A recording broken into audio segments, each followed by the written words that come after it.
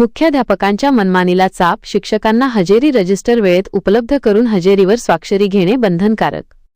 नागपूर.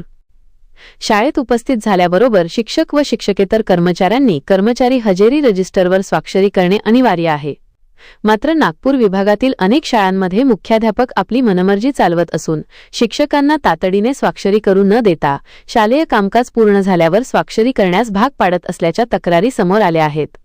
या गंभीर आणि नियमबाह्य बाबीची दखल घेत विभागीय शिक्षण उपसंचालक कार्यालयाने कडक पावले उचलली असून मुख्याध्यापकांच्या या मनमानी कारभाराला चाप लावला आहे. या संदर्भात भाजप शिक्षक आघाडी, पूर्व विदर्भ नागपूर यांच्या वतीने 16 जानेवारी 2026 रोजी एक निवेदन सादर करण्यात आले होते. या निवेदनात नमूद करण्यात आले होते की शिक्षक शाळेत पोहोचल्यानंतर शालेय कामकाज सुरू होण्यापूर्वीच त्यांची हजेरी नोंदवणे आवश्यक असते. परंतु काही शाळांमध्ये मुख्याध्यापक जाणूनबुजून हजेरी रजिस्टर वेळेत उपलब्ध करून देत नाहीत आणि दिवसाचे कामकाज संपल्यावर स्वाक्षरी करण्यास सांगतात.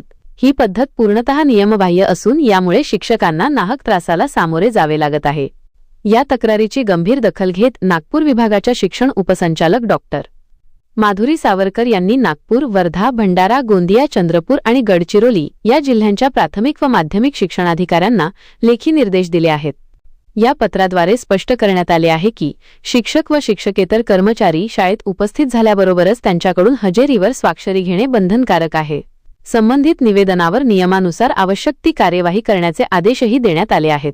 या निर्णयामुळे आता शाळांमधील हजेरी प्रक्रियेत पारदर्शकता येणार असून शिक्षकांना दिलासा मिळणार आहे. व्हिडिओमधील शासन निर्णय व परिपत्रक आपणास हवे असेल तर ते आपल्या शासन निर्णय व परिपत्रक या टेलिग्राम चॅनलवर उपलब्ध करून देण्यात आलेले आहे. त्या ठिकाणावरून आपण ते डाउनलोड करून घ्यावे.